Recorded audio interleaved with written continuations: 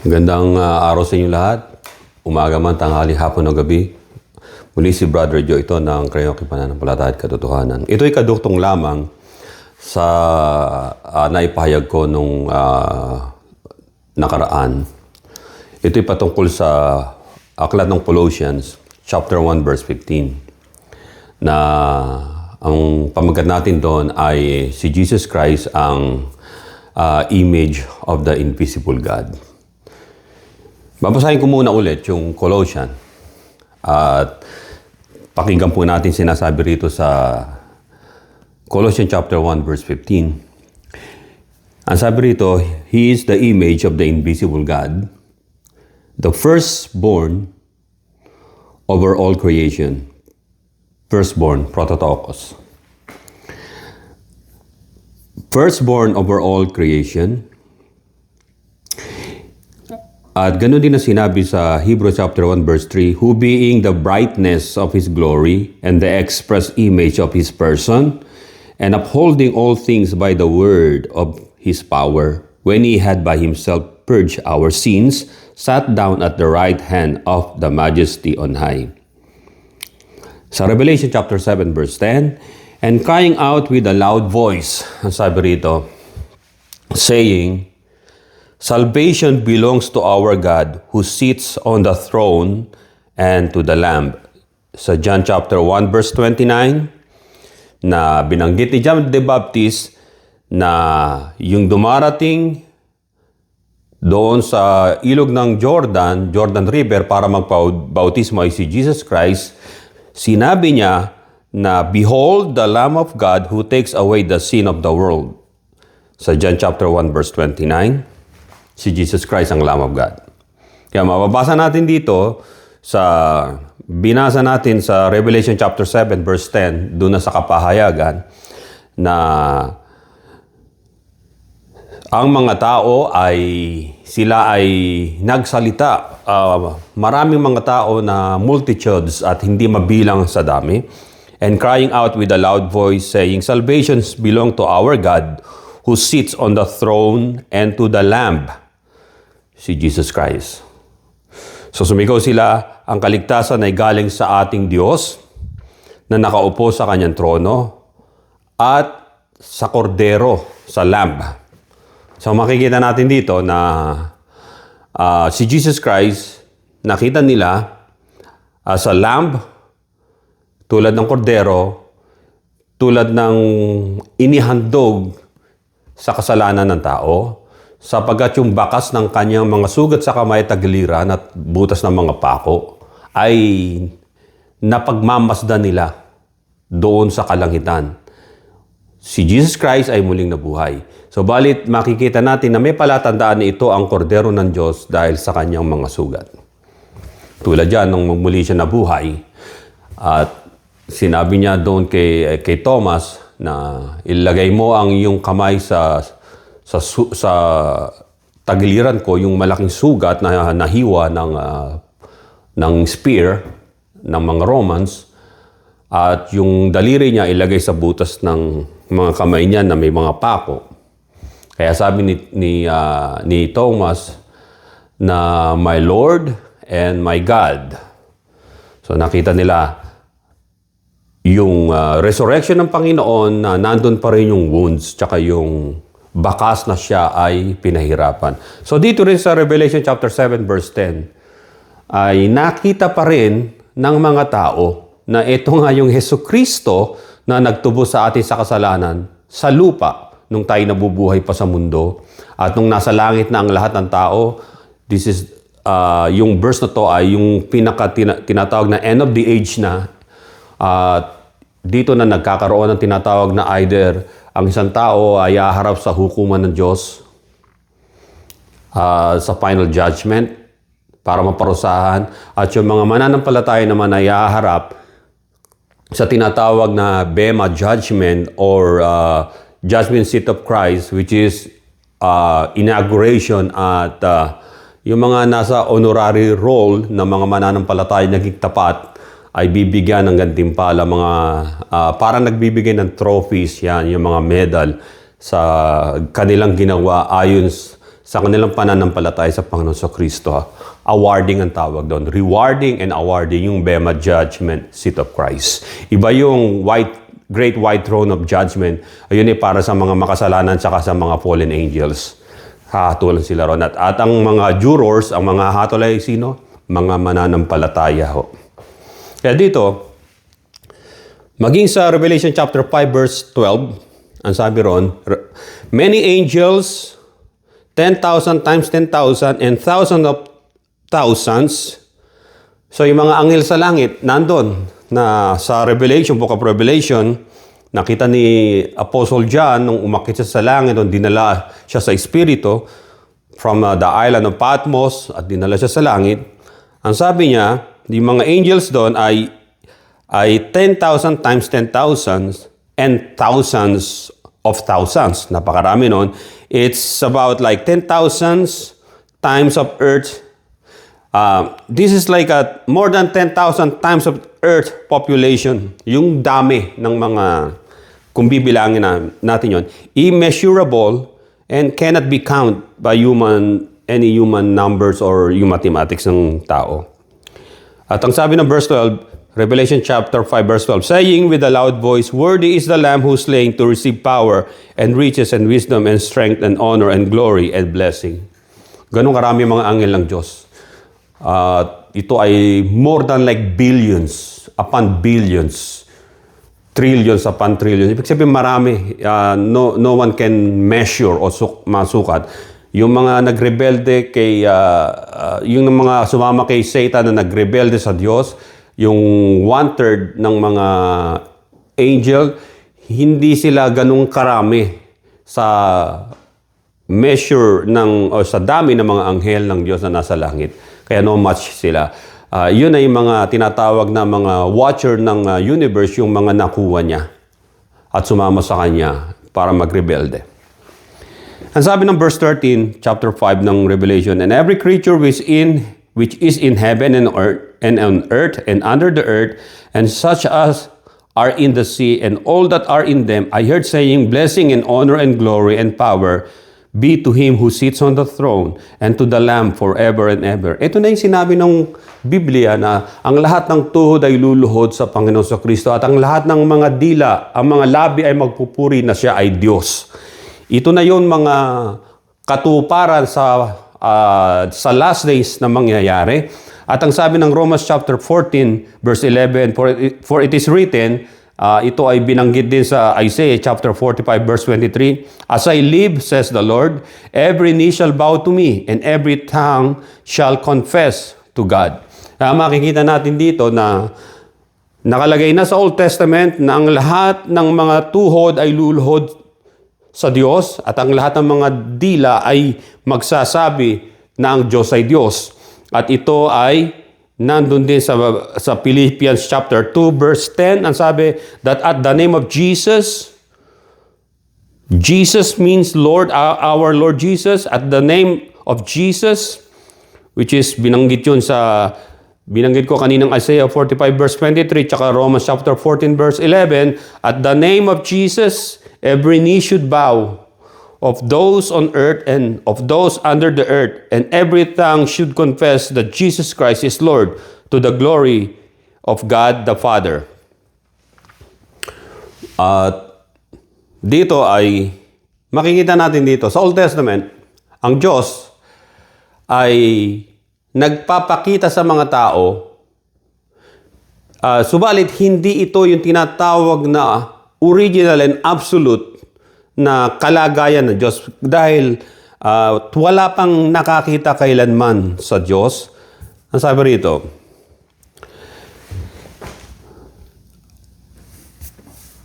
ang panahon ni Moses noon na bumababa ang Diyos sa cloud, yung glory ng Diyos ang nakikita. Dahil kung nais nating makita ang Diyos, paano mong makikita ang napakatinding liwanag? Because God is light. Sabi ng 1 John chapter 1 verse 5, God is light. As sa Revelation chapter 22 verse 3 letter B, but the throne of God and of the Lamb shall be in it. They shall see His face and His name shall be on their foreheads. Sabi ng Revelation chapter 22 verse 3 sa letter B tsaka sa verse 4. Yung trono ng Diyos and of the Lamb, makikita natin sa langit sa Revelation, there is only one throne. Hindi tatlo. Hindi tagi-tagisa yung Father, Son, and the Holy Spirit. There is only one throne. But the throne of God and of the Lamb shall be in it. At yung trono na yon ay nagliliwanag sa matinding liwanag na liwanag at ang nakaupo roon ay matinding liwanag na hindi kayang tanawin ng sino mang human eye. Subalit yung mga tinubos ng Diyos na pinalitan ng kanilang katawan na glorified body at nasa langit na, ay they shall see His face and His name shall be on their foreheads. Until now, ang pangalan ng Diyos ay isang mystery at lihim na Diyos lang ang nakakaalam.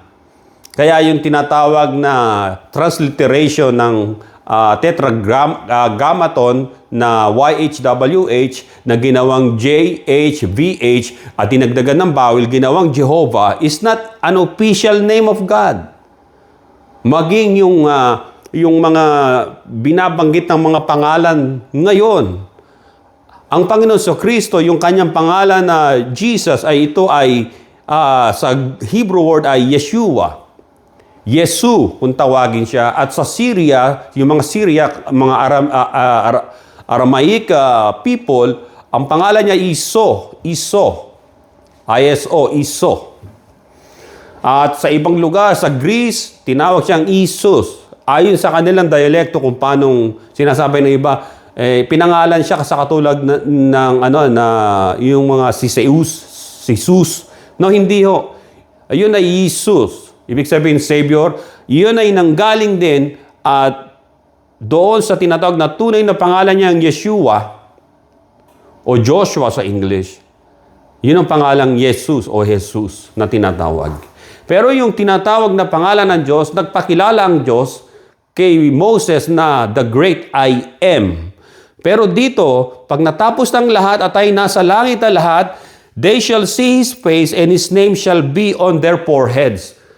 Nasa kanilang mga foreheads na. Ito ba ay ink, tattoo ba o inalalagay? Hindi. Mareretain na sa memory ng isang tao na iniligtas ng Panginoon na may glorified body na ang tunay na pangalan ng Diyos. Kaya yung mga nagsasabi ang pangalan daw ng Diyos ay ganito, huwag kayong maniniwala. Ang binigay lang ng Diyos na tunay na pangalan niya para siyang nag-iisa na makilala ng mga tao ay the great I am. At yung pangalan tinatawag na Hebrew word na Elohim, El meaning Lord. At pagkatapos yung Elohim, yung El Elohim ay yung I am doon sa dulo ng Elohim, im ay plural. So God, makikita natin na ang word na yon ay singular, plural, noun na ibig sabihin ay God. So ang Diyos ay iisa. Parang tinatawag ko na yung tulad ng nakaraan sinabi ko na ang Ama ay sumasa Panginoong Jesucristo at ang Ama naman ay sumasa ulitin ko, si Jesus Christ ay sumasa Ama at ang Ama naman ay sumasa Panginoon. Makikita natin na isang unit lang yung tinatawag na existence ng Diyos. There is only one God.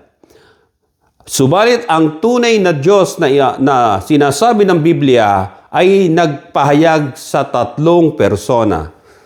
The Father, the Word, and the Holy Spirit. Kaya dito, makikita natin dito na bibigyan ko kayo ng example para hindi na masyadong Eto, alam nyo kung ano to? Di ba ito yung tirador sa atin? Galing to sa Pilipinas. Eto, tirador. Meron sa Mexico nito pero mas maganda yung sa atin. Sa kanila kahoy lang, plywood. Eto, ewan ko, gawa sa kahoy na ano. Yung gumagawa ko dati nito ay sanga ng bayabas. Tapos nilalagyan ko ng laste. O, eto yung ano, handle. Tapos yung rubber. Pagkas eto yung dito nilalagay yung bato. Dito sa dulo na to. Tapos pag hawak ka na nito, hindi ganyan ang hawak. Kinakailangan ganito. Nakakross yung kamay mong ganyan. Para natatansya mo na ganito. Para pag tira mong ganon, naka-aim ka dun sa ano, titirahin mong ibon. Pinangahunting ko to dati sa ibon sa Pilipinas. Yung kalapati ng kapitbahay namin. Pagkatapos pag nahulog siya, ganun lang dun may ulam ka na. Dito, yung mga ano lang, yung mga nadadagit lang, ibig sabihin. So makikita natin, many parts but one unit. Matatawag natin itong tirador o tinatawag na parang mini Roman catapult. Parang catapult siya gumaganon. So ito, tatlong parte, subalit isang unit lang. Handle, yung rubber niya, at saka itong yung kuwero kung tawagin, dito nilalagay yung bala. Ngayon, para ito ay maka-accomplish ng gusto niya, ng gusto mo, lalagyan mo ng bala rito, pagkatapos, igaganyan mo, they join together na ma-accomplish yung gusto na itong ng tirador. Imagine, wala ako rito, biglang gumanon lang. Invisible ako, halimbawa, hindi ako part nito, hindi ako kasama, gumanon siya. So may motion na, pagkatapos, so it worked by itself. Pero alam natin, imposible yun dahil kinakailangan gawin ng tao. Ibig sabihin, ang pinaliliwanag ko, isang unit na mayroong tatlong kanya-kanyang gawain. Like the Father, the Son, and the Holy Spirit. Ayun ang ibig ko sabihin. Ngayon, sinabi ni John na ang Diyos ay liwanag. Sinabi rin ng Panginoon, I am the light of the world. I am the light of the world. Sinabi niya rin. At alam niyo ba na maging sa Mark chapter 9 verse 3, nagpahapyaw ang Panginoon kung saan siya nagmula. Alam niyo kung ano nangyari doon? Yung kanyang damit ay lumiwanag. His clothes became shining, exceedingly white, ang sabi ng Bible, like snow, as no launderer on earth can whiten them. Pumuti yung damit ng Panginoon. At nag-envelope sa mga alagad, yung isang ulap, nagsalita ang Ama, this is my Son, in whom I am well pleased, listen to Him, follow Him. So makikita natin doon na si Jesus Christ, nakatayo sa kanila, nagliliwanag yung suot, tumatama yung liwanag, nagliliwanag sa kanyang katawan, sa kanyang damit. Yung maliwanag na yon at yung tinig naman ng Ama, nagsalita, kinonfirm yung kanyang anak. Ang rito ay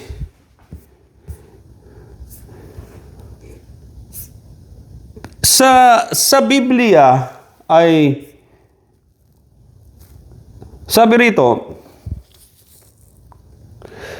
ang Diyos ay hindi tulad sa liwanag o sa light, sa ilaw, sa liwanag. Ang sabi rito ng Isaiah chapter 60 verse 19, the sun shall no longer be your light by day, nor by brightness shall the moon give light to you. But the Lord will be to you an everlasting light, and your God your glory. So makikita natin dito na ang Diyos ay liwanag. At sabi rin ng Revelation chapter 21 verse 23, the city, yung New Jerusalem, New Heaven and New Earth, the city had no need of the sun or the moon to shine in it, for the glory of God illuminated it. The Lamb is its light. Kaya makikita natin dito na ang kordero ay ilaw at sinasabi rin ni John sa 1 John chapter 1 verse 5, God is light and the Lamb is light because Jesus Christ said, I am the light of the world. And Jesus Christ also mentioned in Revelation chapter 21 verse 23, the Lamb is its light. Yung nag-i-illuminate doon sa tinatawag na city of God, pagdating ng last days at tayong lahat ay kinuha na ng Panginoon sa kanyang kaharian. Sabi nga rito, sa Revelation chapter 22 verse 5, there shall be no night there, doon sa city, they need no lamp nor light of the sun. Wala ng araw. For the Lord God gives them light and they shall reign forever and ever. Sino ang nagliliwanag doon? Lord God. Panginoong Diyos. Gives them light and they shall reign forever and ever. Makikita natin dito na isa na lang yung nagliliwanag sa kanila. Ang Diyos. Maaaring pag nandun na tayo, may makikita pa ba tayong, asan lang si Jesus Christ? Nung una makikita natin na nag-e-exist siya doon nasa langit siya, yung palatandaan na siya yung kordero, merong sugat, animoy tao na merong sugat, tapos sa tagiliran. Yun ang fruit. Pero dumarating in the process of heaven's time, God's time, ay alam na natin ng lahat doon sa kalangitan ng Diyos. And then makikita natin the exact, the real face and the real na kalagayan ng Diyos. Kaya nga sabi rito, si Jesus Christ, ang sabi ng Biblia ay doon sa, kung babasahin natin dito na sinabi ng Matthew chapter 3 verse 17, this is about sa Panginoon. Tsaka sa Psalms chapter 2 verse 7, doon nanggaling yon. Ang sabi, meron nagsalita sa kalangitan, I will declare the decree the Lord has said to me.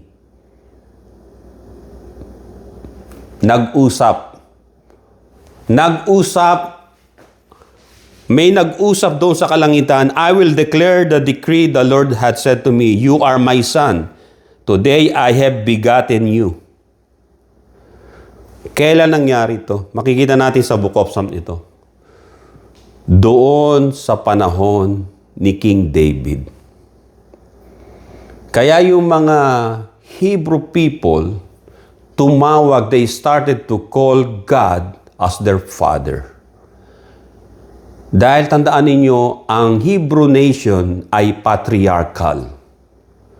Patriarchal sila at hindi lang yon. Makikita natin na maging sa mga lineage o sa mga salinang lahi, puro mga lalaki ang nakalagay ron. Ang anak ni David, halimbawa si Solomon, kay Bathsheba, tapos puro lalaki, di ba? Hanggang doon sa genealogy ni Joseph, na asawa ni Mary, doon sa Book of Matthew.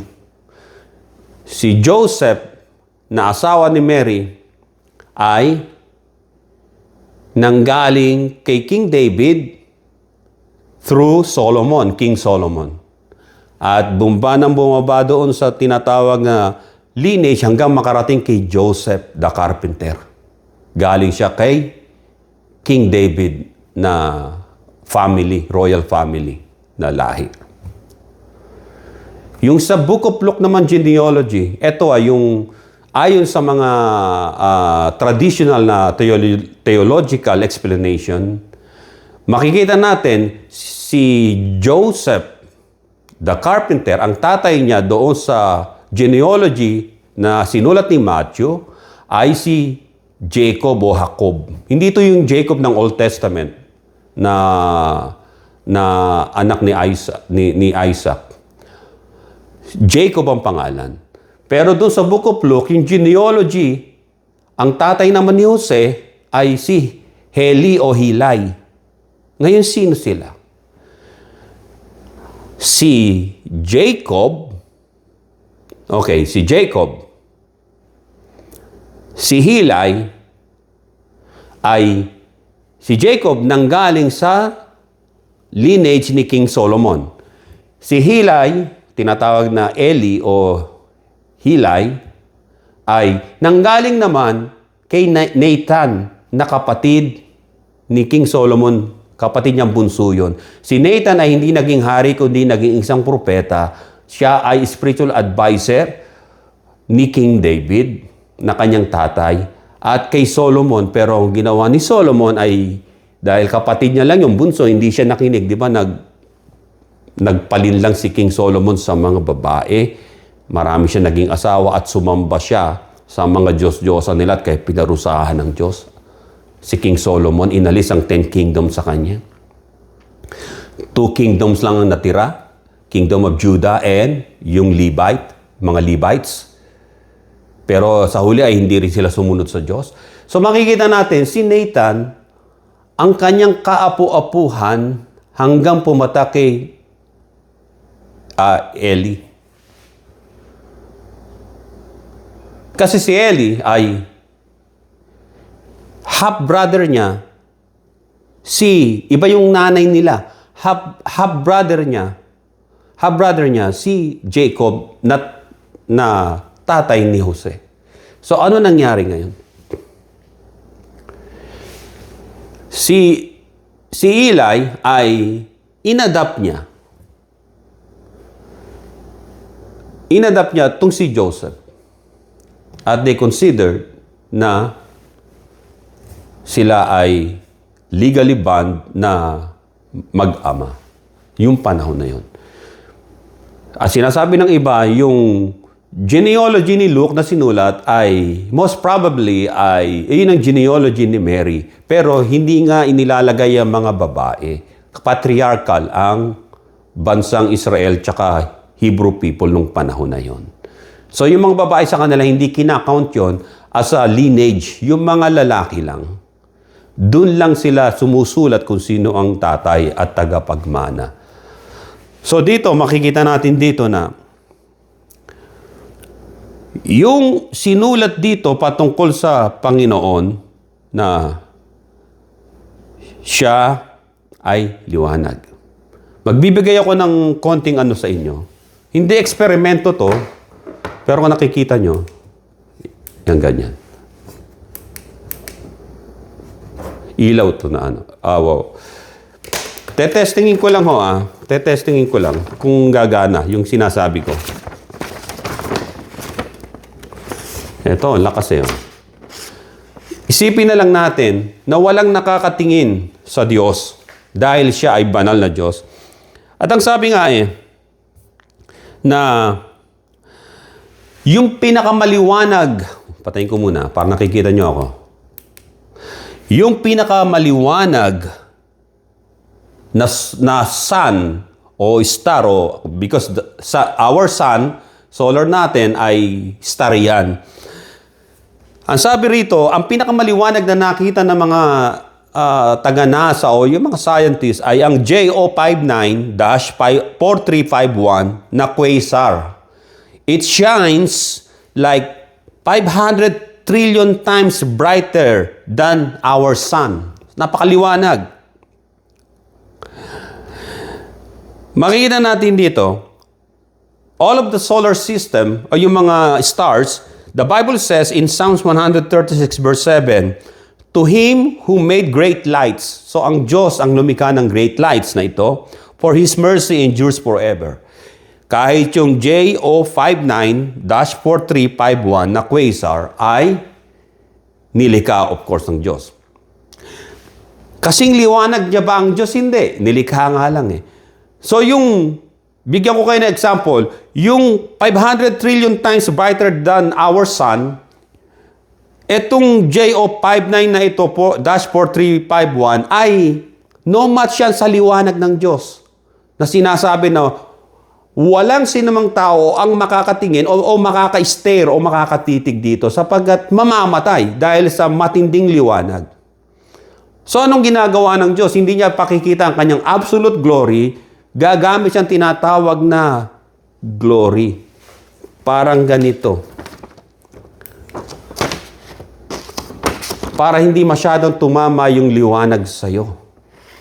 Glory. Kaya yung nakikita ng mga yung mga sinaunang tao na animoy jasper, may liwanag o brilliance. So dahil hindi nga kaya ng mga tao na makita ang Diyos, God sent forth His Son. Example tong liwanag na to. Example lang, we call it God. Because God is light. But inside that light, may nangyayari dyan. Halimbawa, ito.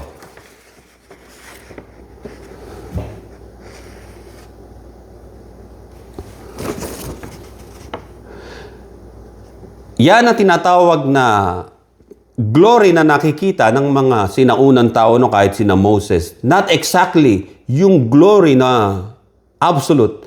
That's why, etong nakikita nila, pag nakikipag-usap sila, kung nakikita niyo yung tinatawag na animoy tao, image. Yan ang nakikita nila.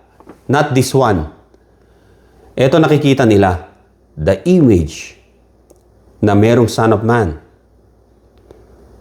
Ngunit kung babalik ito sa liwanag, they cannot see. Hindi mo makikita. Now, God said He sent His Son sa atin.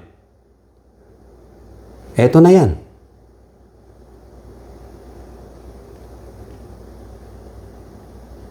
Hanggang sa nakita ng mga tao na si Jesus Christ ay nanggaling sa liwanag. Kaya sinasabi na He came from the Father because makikita natin na ang Panginoong Jesucristo ay nanggaling sa liwanag na sinasabi ng Biblia, in the beginning, God created heaven and earth. And then sa creation, God said, let there be light. Yung light na yon ay no match yun sa light, sa liwanag ng Diyos sapagkat God is light. Kaya walang makakatitig sa tunay na face ng Diyos dahil God is light. And trillion upon billions upon trillions of trillions ng tinatawag na liwanag ay walang hindi magkakasya at pagsamahin ninyo ang maraming mga bituin sa langit ay hindi maimamatch yun sa liwanag ng Diyos. Kaya nga, when the Hebrew people, the patriarchal nation, called God as their Father, sa panahon ito, nang sila ay nagtatayo na ng kingdom. Dahil marami nang umaatake sa kanila and then they need Savior, they need God. And then God, ang sabi, magiging siya ay ama sa kanila, sa mga poor, sa mga tinatawag na abandoned, sa mga orphans. Kaya sabi rito ng Biblia na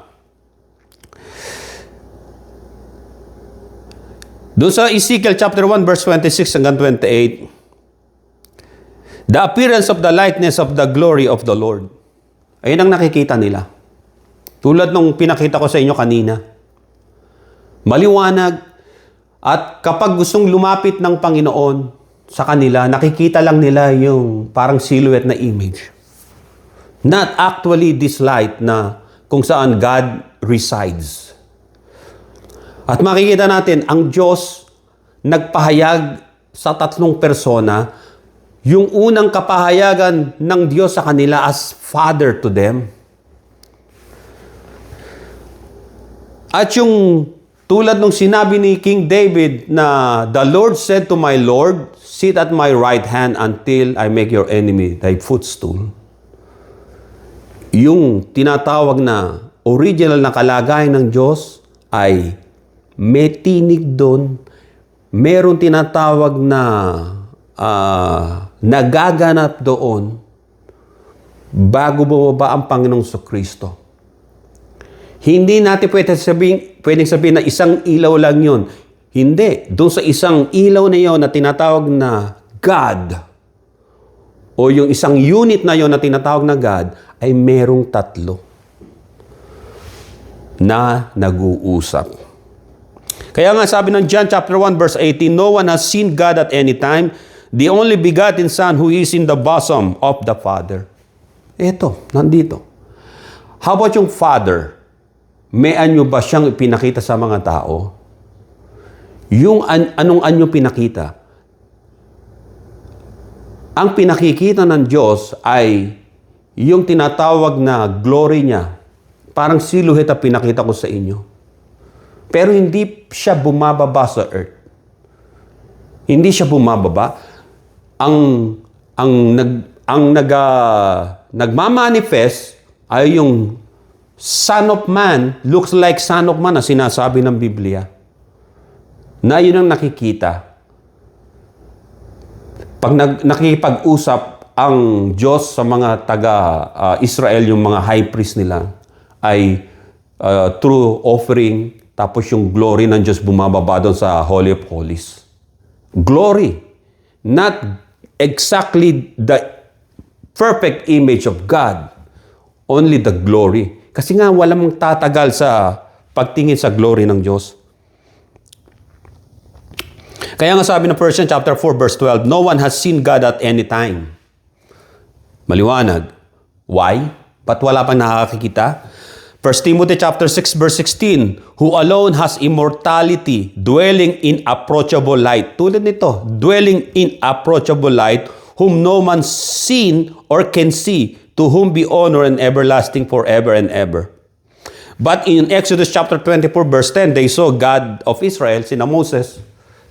Tulad ng pinakita ko sa inyo ay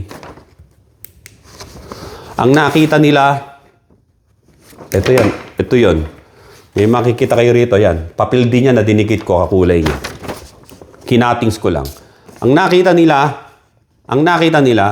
ay itong papel na to, example, this is the glory. Yan. Ito yung pinaka example, yung Diyos, yung mismong kalagayan niya, yung image niya mismo. Subalit, ito yung glory niya. At pag nakikipag-usap, bumababa yung glory, lumalapit sa inyo, kunyari kayo yung mga Israelite. Ayan, nakikita niya.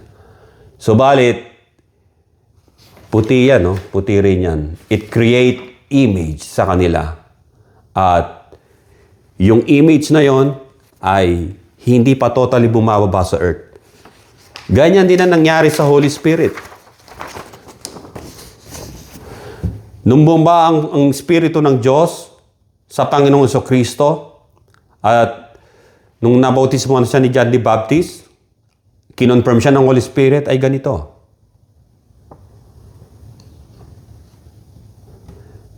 And then the Holy Spirit bumalik doon sa tinatawag na original form na liwanag.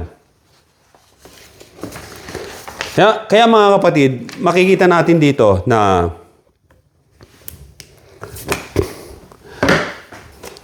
ang katotohanan ng sinasabi kasi ng salita ng Diyos ay ganito. Kaya ulitin ko, sinabi ni Apostle Paul, 1 Timothy chapter 6 verse 16, who alone has immortality, dwelling in approachable light. Ayun ang keyword doon. God, He's dwelling in an approachable light, whom no man has seen or can see. Even the angels of the Lord. Yung pinaka-actual. Kasi, pag dumating na ang oras na tayo kunin ng lahat ng Panginoon, matapos ng lahat ng daigdig na ito, ang mundo na to, we have a glorified body, at lahat tayo, even the angels, ay makikita natin ang Diyos ng mukhaan. At sasabi ng Biblia, papahira ng Diyos ang luha ng ating mga mata. Dahil nakita na natin siya.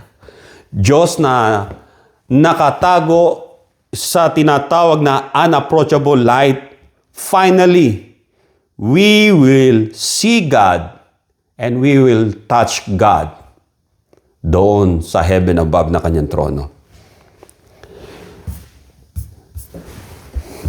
Kaya nga, yung nagsasabi na ang Diyos nila, yung mga religion, kahit yung mga Jew maraming verse sa Bible dito, mga kapatid, na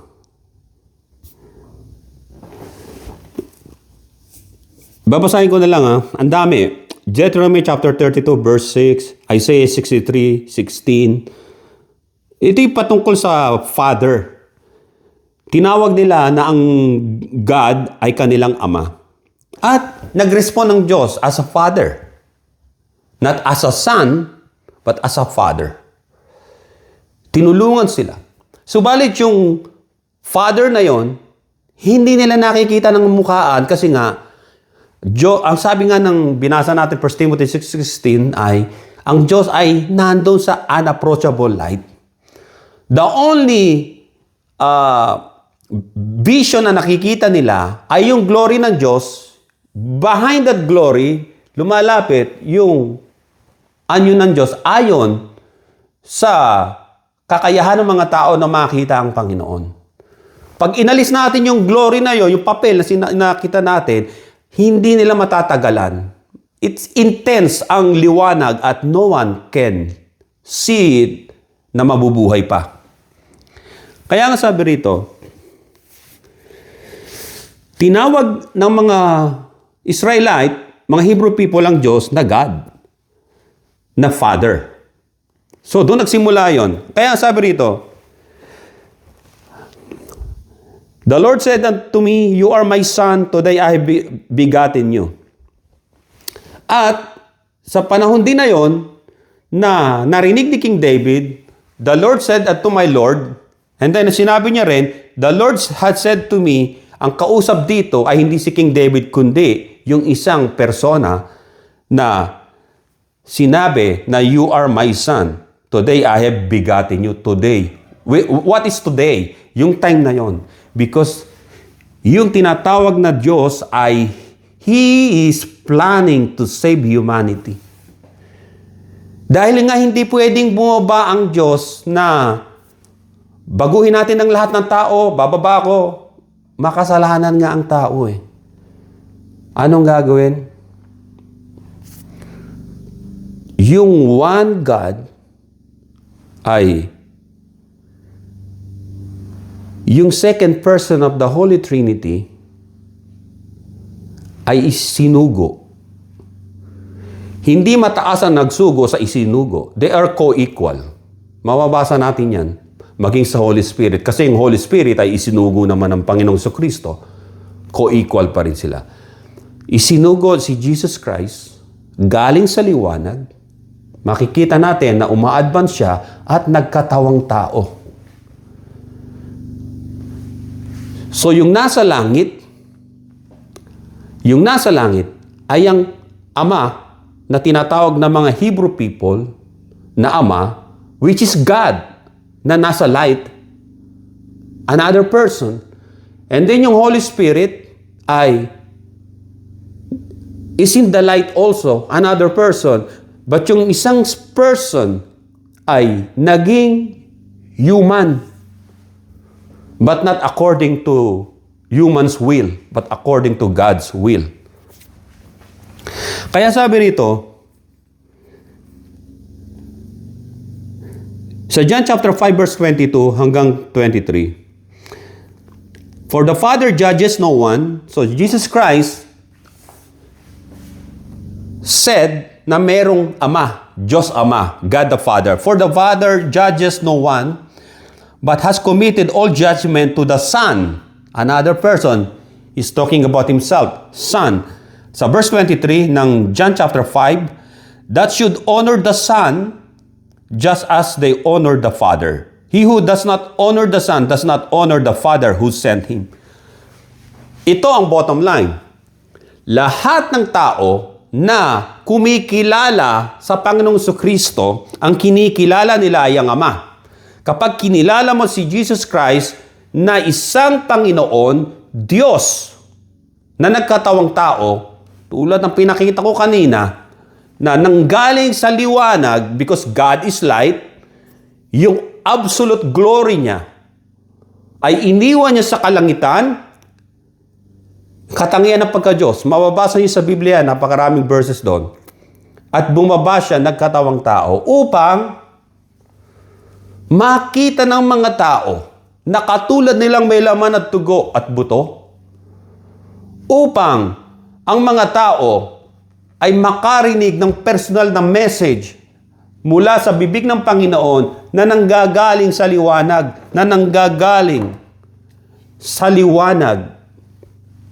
na siyang tinatawag na nung Old Testament time ay Ama, God the Father nila.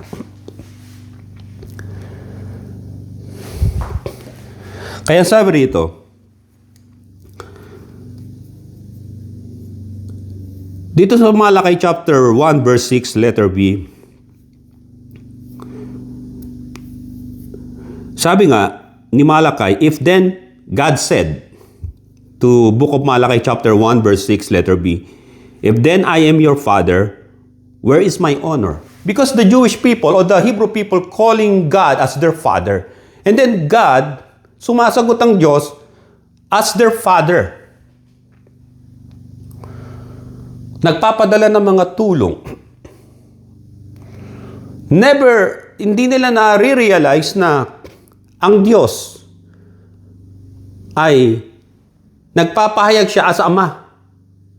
Parang ako, nag-iisa lang ako, halimbawa. Isa lang ako. I can be a father to my children. At pag pupunta ako na school, I can be a professor to my students. At kapag dadalawin ko yung aking nanay, I can be the son. I act like a son to my mother. Although ang Diyos ay walang mother, of course. Pero ako lang yun. Ako rin yun. The thing is, yung distance ng three persons ay they act independently. But they're one. One God. At ang sabi rito, sa Psalms chapter 68 verse 5, the Hebrew people knew it na God said, I am a father to the fatherless at sa mga naaapi.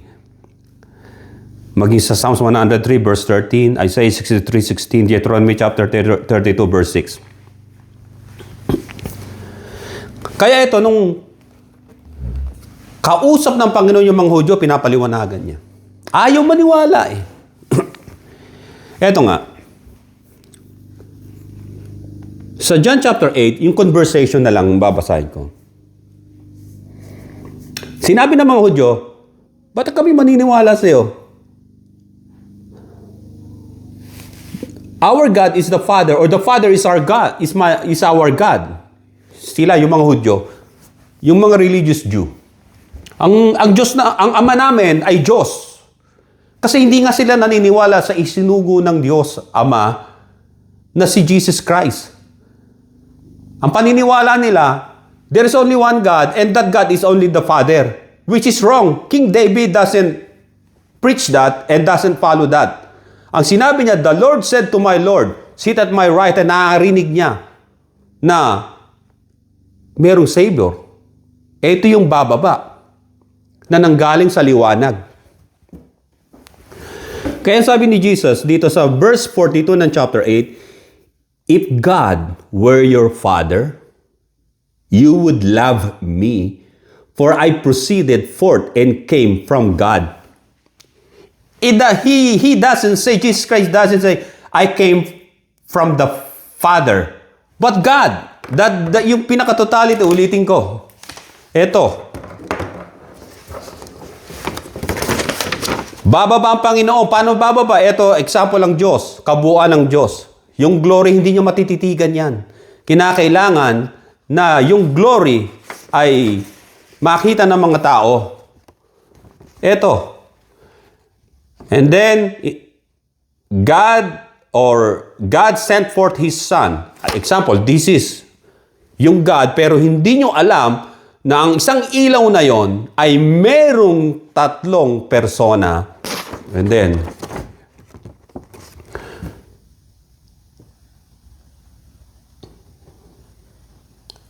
Jesus Christ, sila na yung kausap nila rito sa John chapter 8, verse 42. If God were your Father, you would love me, for I proceeded forth and came from God. And nor have I come of myself, but He sent me. So hindi yung Ama ang bumaba, kundi yung anak, si Jesus Christ. And then sabi ng verse 43, why do you not understand my speech? Because you are not able to listen to my words, to my word. Verse 44, you are of your father, the devil, and the desires of your father you want to do. He was a murderer from the beginning and does not stand in the truth, because there is no truth in him. When he speaks a lie, he speaks from his own resources, for he is a liar and the father of it. Because I tell you the truth, you do not believe me. Which of you convicts me of sin? And if I tell the truth, why do you not believe me? He who is of God hears God's word. Therefore, you do not hear because you are not of God. Liwanag. Ang mga tao na pinagpipilitan nila na ang Diyos nila ay ang Diyos Ama lang, ay sa demonyo. Jesus said, dahil ayaw nilang lumapit kay Kristo, ayaw nilang paniwala na si Jesus Christ ay nanggaling sa pagka-Diyos. Papasahin pa natin dito, mga kapatid, ha? Tingnan natin dito na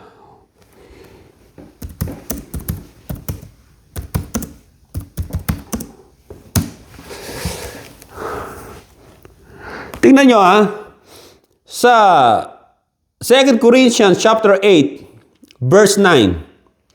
For you know the grace of our Lord Jesus Christ, that though He was rich, meaning He is God, rich, hindi yung itong yaman ng mundo na ito. Makikita natin ang mga pumapaikot sa glory niya, lapis lazuli, yung mga emeralds, lahat ng makikinang na bagay. Ano pa lang yon? Yung pagbuga pa lang yon ng kanyang glory, hindi pa yung totally actual na siya ay nandun sa liwanag, because God is light. For you know the grace of our Lord Jesus Christ, that though He was rich, yet for your sakes He became poor. Human na mahirap, tao na mahirap, that you through His poverty might become rich. Iniwan niya ang katangian ng pagka-Diyos, nagkatawang tao. Kaya makikita natin dito na kapag ang isang tao ay hindi naniniwala, eto pa, tingnan natin dito, ha.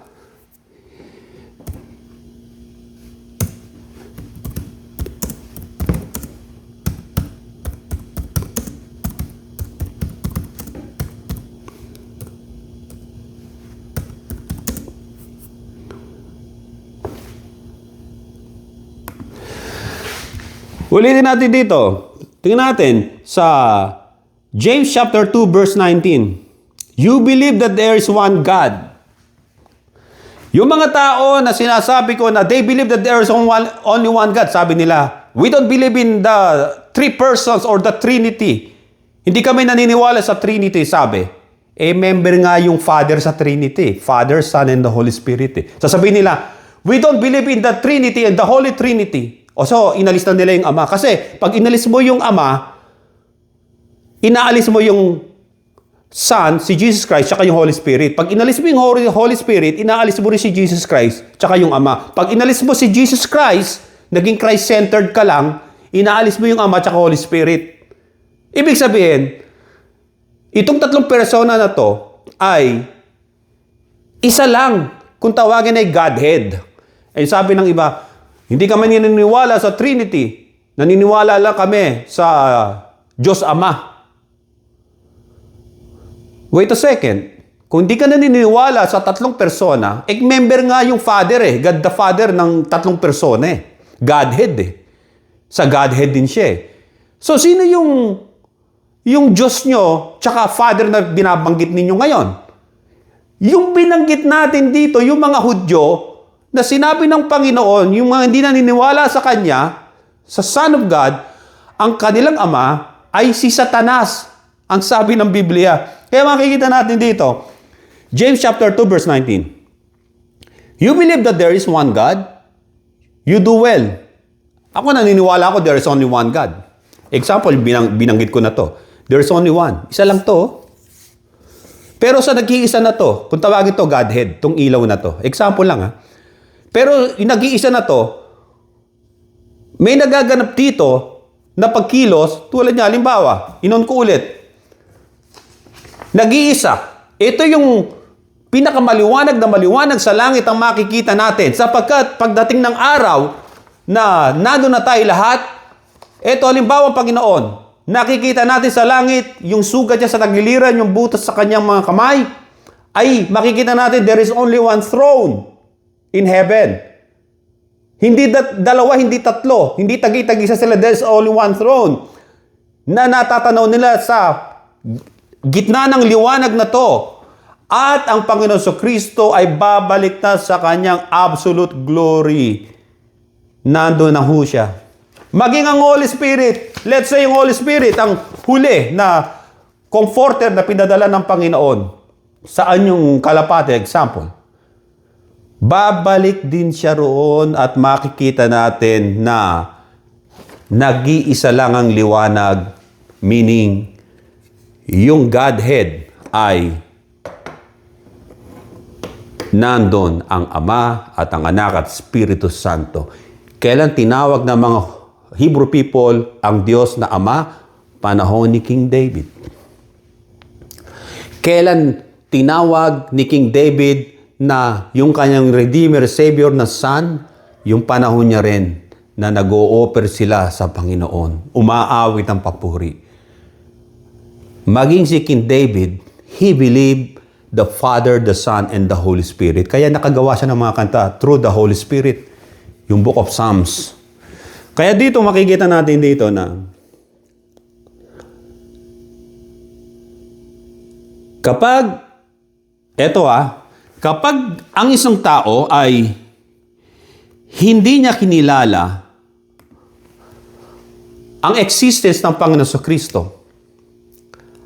yung tao na yon, alam ba, si Jesus Christ, tao lang sa kanila, hindi tunay na Diyos.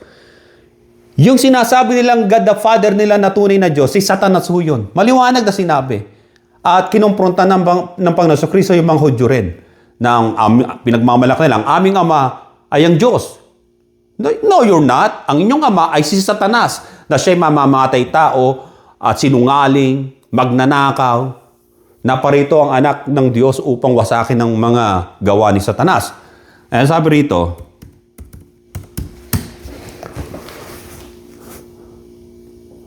tingnan natin dito, ito si Jesus Christ. Tungkol kay Jesus Christ. Ang sabi ni Apostle Pablo sa Colossians chapter 2 verse 9, for in Him, kay Jesus Christ, for in Him dwells all the fullness of the Godhead bodily. Fullness of the Godhead. Pag sinabing fullness of the Godhead, the entirety, the God Himself, the God Elohim, the singular and plural, the God Elohim, manifested in three persons, yun ang Godhead, na sabi, nagdwell kay Jesus Christ. Why? Because in the first place, Christ is God, na nanggaling sa liwanag na sinasabi, kahit si Jesus, sinabi niya, I am the light of the world. Yung light na yon, hindi ito yung araw, kundi yung God is light na binabanggit ng Biblia. Na nanggaling na nga. Ang sabi, for in Him dwell the fullness of the Godhead. Dito siya galing. Bumaba siya sa earth, naging tao. Kaya meron tayong Christmas. Sa Bethlehem, bumaba siya. At nung bumababa siyang ganyan, ayon sa kasulatan, through the Holy Spirit ay naging sanggol siya.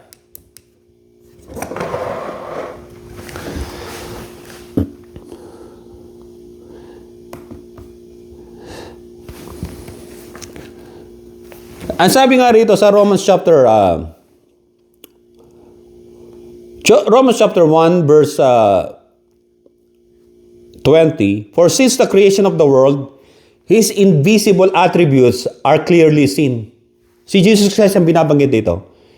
Being understood by the things that are made, even His eternal power and Godhead, so that they are without excuse. Malinaw. Bago pa ang creation ng sanlibutan, His invisible attributes. Di ba sabi ng Biblia sa sa Genesis, in the beginning, God created heaven and earth. How? Ano yung process nangyari? God said, let there be light. Yung nagsasalita rong God said, let there be light, ay ang Godhead. At yung word, na spoken words, ay yung word, Jesus Christ, na sinasabi ng John chapter 1 verse 1, na ang sabi rito ay, babasahin ko,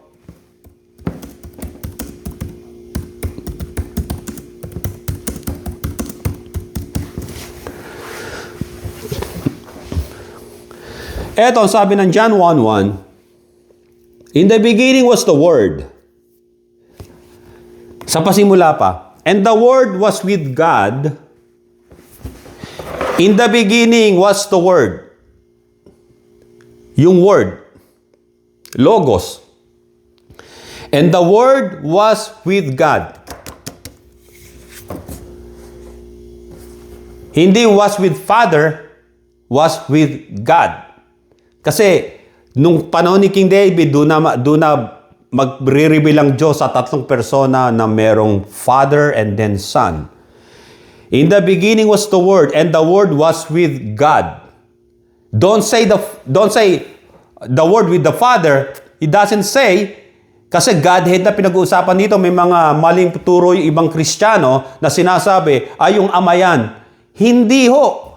God, meaning yung Godhead, kabuuan ng Diyos mismo, na siyang napakatinding liwanag na hindi kayang tapatan ng anumang liwanag. Ang sabi, and the Word was with God, of course, because galing si Jesus Christ sa Godhead, na nagkatawang tao, and the Word was God.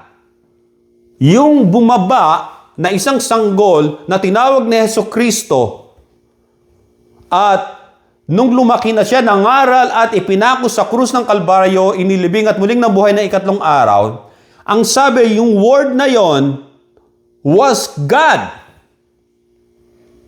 Ngayon, paano maipapako ang Diyos kung invisible siya? Hindi nga naman maipapako. Anong dapat gawin? Bumaba siya. Like a human, in human form. He was in the beginning with God, tandaan ninyo. Jesus Christ sat on His glorious throne alongside with the Father and the Holy Spirit. And then, yung three person na yon, ayun yung Godhead. Godhead na hindi namamalayan na maraming tao, akala nila sa liwanag lang na yon, kasi nga hindi sila makatingin, subalit sa liwanag na yon, meron palang tatlong persona ron.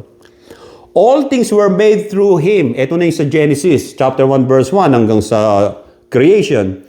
All things were made through Him. Sa pamamagitan ni Jesus Christ, nilikha ng lahat ng bagay. Bakit? Siya yung spoken word ng Godhead, ng God, ng Elohim, ni Elohim. All things were made through Him, and without Him, without the spoken word, without let there be light, like that. And the light was good, and God said, let there be a firmament. Makikita natin, without Him, the Logos, the Word, nothing was made that was made. So yung Logos ay creator siya, kasama ng Godhead. Si Jesus Christ ang spoken word. At makikita natin yung Holy Spirit naman, He is the one hovering over the surface of the water according sa creation. These three persons ay nag-create as a singular, as a Godhead. They created everything around us and sa farthest universe pa. At ang sabi dito sa verse 4, In Him was life, and the life was the light of man. And the light shines in the darkness, and the darkness did not comprehend Him. In Him was life, and the life was the light of man. Nandoon sa Panginoon na siyang logos o word, ang buhay. Life. Because He is the author of life. And God is the author of life. Because Jesus Christ, sa Kanya ang Godhead in a bodily form nung bumaba siya. Nung nagpakita siya. Nung nagpapakita pa lang siya sa mga Israelites noon na ultimo parang ano lang sa kanila, anyo na Son of Man. And then, nung 4 BC, naging Son of Man siya as a baby boy, naging preacher siya, naging rabbi, naging teacher, hanggang sa maipako sa krus, muling mabuhay at umakyat sa langit at muling babalik ang ating Panginoon. Kaya dito, ang liwanag dito na sinasabi ng Biblia na sa Psalms 27 verse 1, The Lord, Yahweh, the Lord is my life and my salvation. At dito sa John chapter 1 verse 4, In Him was life, kay Jesus Christ. So Jesus Christ, siyang nagbibigay ng buhay, tulad nung sinasabi ni King David sa Psalms 27 verse 1, The Lord is my life.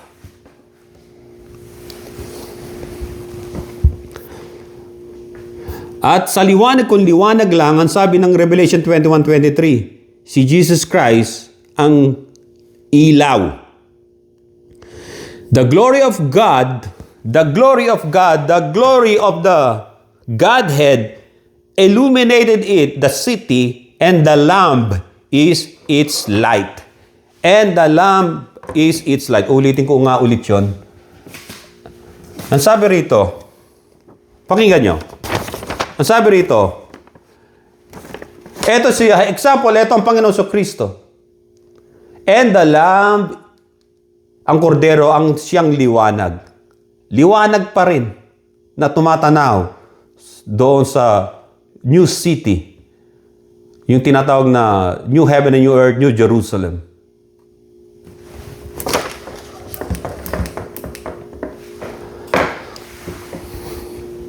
And there shall be no night there. They need no lamp nor light of the sun, for the Lord God gives them light. Ito na yon.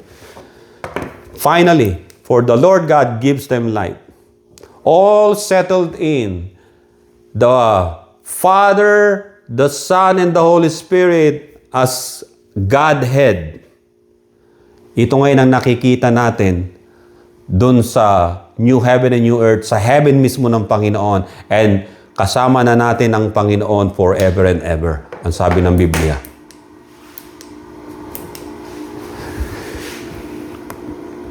Basahin natin yun, sinasabi ng Biblia.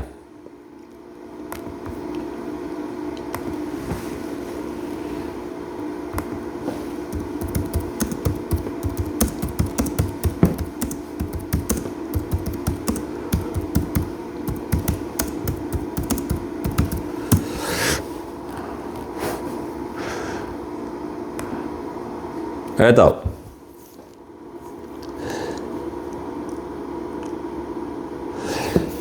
Ang sabi rito sa 1 Thessalonians chapter 4 verse 17, Then who are alive and remain shall be caught up together with them in the clouds to meet the Lord in the air.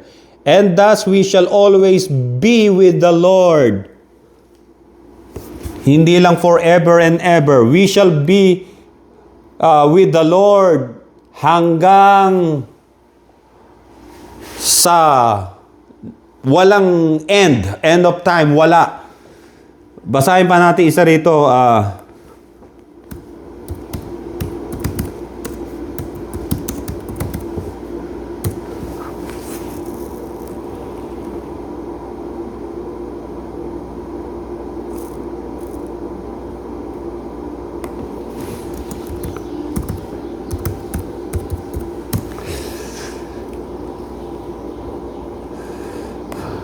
Ito, sa Revelation chapter 22, verse 5. Ito muna, basahin ko sa verse 3. And there shall be no more curse, but the throne of God and of the Lamb shall be in it, and his servant shall serve him. They shall see his face, and his name shall be on their foreheads. There shall be no night there. They need no lamp nor light of the sun, for the Lord God gives them light, and they shall reign forever and ever. Kasama natin ang Panginoon, magpakailanman. Mga kapatid, yung mga nalilito po sa inyo sa Trinity, there is only one God na tinatawag na makapangyarihang Diyos, na tinatawag ng mga Hebrew people na El Elohim. At there is no specific name ng Diyos until makarating tayo sa langit, sa last trumpet of God, and then His name will be on our foreheads. Hindi ink, hindi tinatak, kundi nakalagay na sa memory natin ang name ng Diyos, ang the true hidden name of the Lord God Almighty. Ang Diyos ay tulad ng liwanag na makikita natin. He can reveal Himself sa kanino man. At hindi lang yon, na sa bawat panahon, God can reveal Himself. First, noon, He can reveal Himself through His prophets. Now, He reveals Himself sa pamamagitan ng second person of the Godhead na si Jesus Christ, na the Word, na became flesh, became man, na Savior natin at Redeemer, tagapamagitan. And the last days, He revealed Himself through what? Through His apostles, yung mga apostle noon. At wala nang apostle na darating pa. Si Apostle Paul, ang last apostle na itinalaga ng Diyos. Nung papunta siya doon sa Damascus, nakita niya ang Diyos sa liwanag, yung glory ng Diyos, at tinamaan siya sa mata, at siya'y nabulag ng ilang araw at muling nakakita. At siya'y tinalagang last apostle. Sapagkat yung pang-12 apostle na replace ni Judas Iscariot, ginawa lang nila yung sa palabunutan, which is God doesn't allow sa kanila. Hindi dapat ginagawang. Tandaan ninyo, si Jesus Christ, ipinako sa krus, yung mga Roman soldier, nagpalabunutan, di ba? And then, why those people walang sariling desisyon nung unang panahon na yon? At sino pa yung naging si Justus, tsaka yung isa pa? Kaya na nakakalambasahin ninyo sa Book of Acts. Palabunutan, di ba? And then, they prayed them to the Lord. Is that a choice of God, yung ginawa nila? Tapos, early Christian pa lang sila, yung iba sa kanila, mga baby pa. Actually, no. Hindi ho. Si Apostle Paul ang pinili ng Diyos. Doon sa Damascus, road of Damascus, he met Christ up to heaven. Tumingala siya. And nakita niya ang Panginoon, tinamaan siya ng liwanag. Yung glory ng Panginoon, tulad ng ganito. Yung glory ng Diyos. Tumama sa Kanya. Pagkatapos, nakita niya yung isang image. Who are you, Lord? I am Christ, na pinag-uusig mo. Hindi mo ba alam na tumatadya ka lang sa matatalas na bato sa ginagawa mo? And then he called Jesus Christ his Lord, and he converted.